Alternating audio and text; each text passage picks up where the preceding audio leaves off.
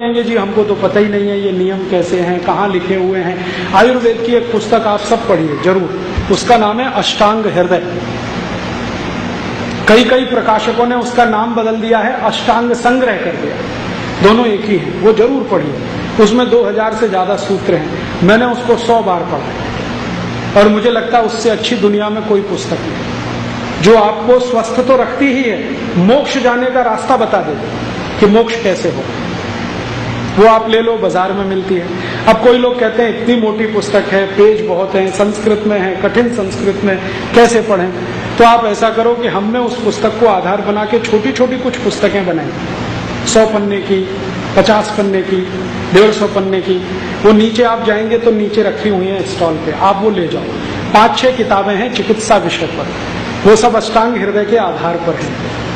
उनको अगर आप पालन कर लो तो मैं बोलता हूं कि 90% बीमारियों में आपको चिकित्सा की जरूरत नहीं पड़ेगी, डॉक्टर की आवश्यकता नहीं। 10% बीमारियों को छोड़ देता हूं क्योंकि वो आपकी गलती से नहीं, दूसरे की गलती से आती है। जैसे आप गाड़ी से जा रहे हैं, एक्सीडेंट हो गया, अब इसमें आपकी कोई मजबूरी नहीं, हो गया तो अब वहां आपको थोड़ी सर्जरी की जरूरत पड़ेगी। तो 10% घटनाओं को छोड़कर 90% बीमारियों में न डॉक्टर की जरूरत है, न दवाओं की जरूरत है, न हॉस्पिटल की जरूरत है। आप अपने घर में ही ये कर सकते हैं। आयुर्वेद की जरूर जरूरत है, और आयुर्वेद हमारे जीवन का शास्त्र है, चिकित्सा का शास्त्र नहीं, जीवन का शास्त्र है। जीवन कैसे जीना, भारत में रहते हुए इस भूगोल खंड में जहां की जलवायु समशीतोष्ण है, जहां 16 तरह के क्लाइमेट जोन्स हैं, ऐसे स्थान पे कैसे जिंदगी जीना, ये आयुर्वेद में है। अगर आप चाहें तो अध्ययन करिए, संस्कृत में करें तो बहुत अच्छा, सरल हिंदी में करना चाहें तो नीचे हमारे प्रकाशन की किताबें आप ले जाइए।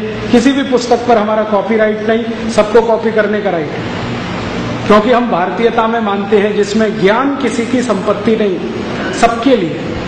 मेरे लिए थोड़ी है, मैंने कहीं से लिया आपको दिया, आप किसी और को दे दो। ज्ञान को तो बांटने की परंपरा, हम तो जितना ज्ञान बांटें उतना बढ़ता है, जितना दान दें उतना बढ़ता है। यूरोप में तकलीफ है कि हर ज्ञान को पेटेंट करके रखो, दूसरे को छूने मत दो। तो वो पुस्तकें पढ़ सकते हैं, ऐसी इन विषयों पर छोटी छोटी CD बनाई है, वो सुन सकते हैं। दूसरों